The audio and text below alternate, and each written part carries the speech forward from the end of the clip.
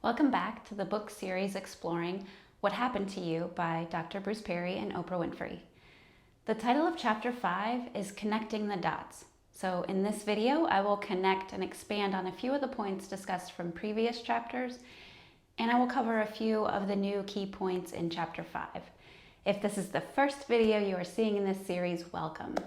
This series is meant for anyone, and you can pick it up from any point. Know that you can always refer to a prior video if you want more background. The practice videos are broken down so that you can select based on your time, your needs, or your environment. For example, if you are wanting more energy, you might choose to do the standing portion, and then come back later when you can practice the seated or resting portion. Maybe you want to do part of the practice at work and then another part at home. Use these videos as a foundation for building your own personal practice. If you are learning something new in this series, please consider leaving a comment. You might recall from Chapter 3, we introduced the concept that we are relational beings, social creatures. Our brains are neurobiologically tuned into each other. Children are very contagious to the emotions of people around them, especially caregivers. This is called emotional contagion. The sponge-like qualities of the infant brain that allow it to repeat words and mirror socializing skills of their caregivers are also present throughout childhood and adolescence. This means that they are impacted by what they hear and what they feel from influential adults. This could be parents, teachers, pastors, coaches, for a young child, but for an adolescent, it could also include social media influencers. Words matter, actions matter, it all matters. We are influencing the next generation in our words and our actions. This chapter introduces the concept of transgenerational transmission. Dr. Perry describes that what we inherit and how we inherit are necessary for change at both an individual level and at a cultural level. We may feel fear towards something or someone and not realize that it stems from the fear that our ancestor unconsciously passed down to us. He gives the example of slave hounds, which were dogs trained to hunt and attack black bodies. And generations later, the same method was used to scare civil rights demonstrators. So the fear of dogs is a sensation felt and passed down through the emotional contagion effect, starting from a grandparent, being passed down to a parent, to a child, and so on. That grandchild may sense fear when they hear a dog barking, even though they have never had their own direct negative experience with a dog. As psychologist Daphne Lender puts it, trauma is transmitted between generations when frightening experiences go unnamed and cause a child to internalize. Another concept in Chapter 5 is regarding genetic mechanisms that play a role in how our core regulatory networks, those CRNs, function. We inherit some aspects of our stress response system. Some people have a wide window of tolerance, meaning they can tolerate changes or stressors in their environment, while others may be more sensitive. This is sometimes seen in babies as the difficult to soothe temperament. In adults, we may see this when someone has a big reaction to a stressor that someone else seems manageable. From here, he talks about epigenetics, which is about the modification of gene expression.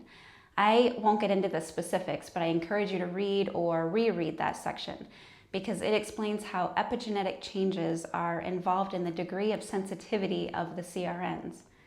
This goes back to the commentary in Chapter 2, where I explained how the body is constantly seeking homeostasis. Dr. Perry says balance is the core of health.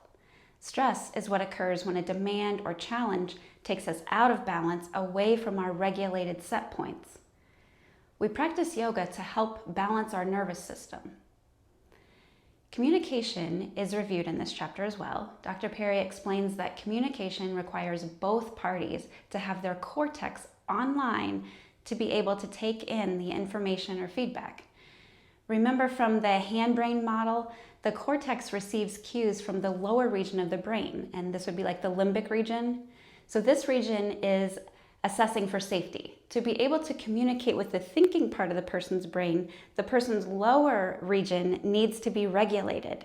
That means that our facial expression, our body posture, and our tone of voice will determine if the other person is available to hear what we want to say. This means that felt safety equals a cortex that is open for learning, for business, for listening, responding, etc.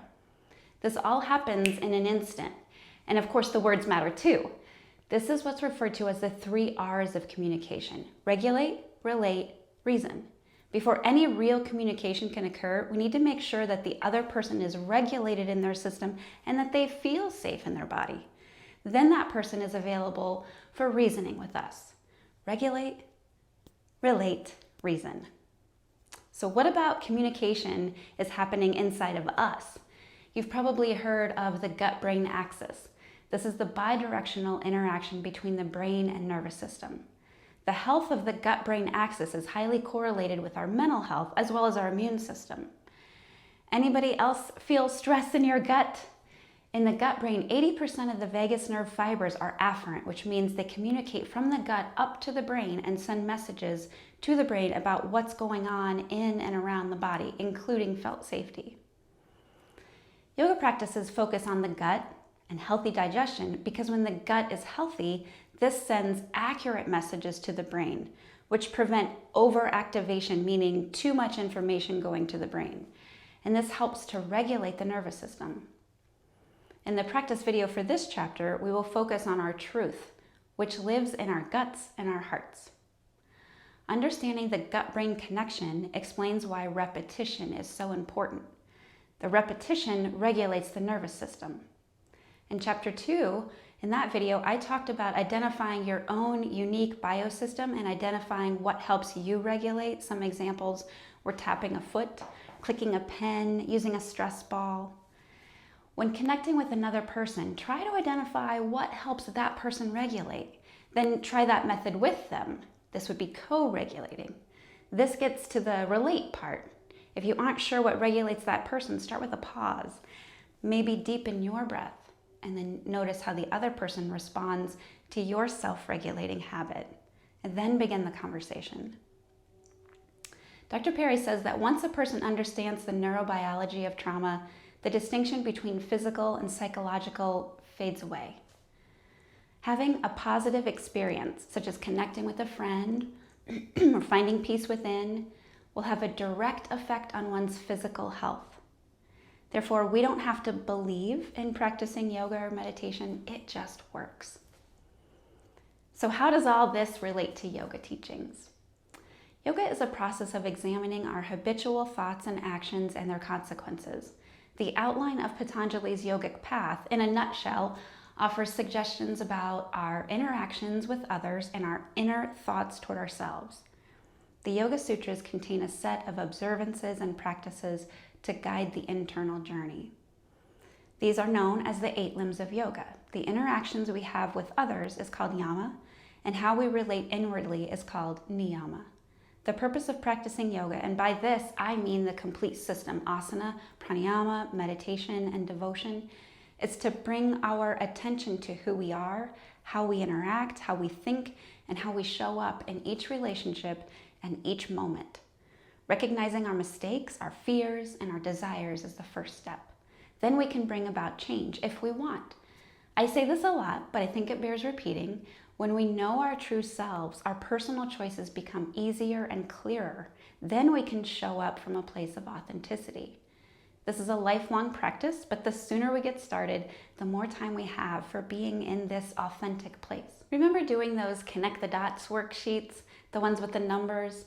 When you first look at the sheet, you just see a bunch of randomly placed dots. But once they're all connected, you can see a whole picture. Similarly, yoga is a holistic system. Now, I don't have enough time in these videos to honor the Yoga Sutras in detail. However, I do want to offer an example here of one concept as it relates to the key points in this chapter.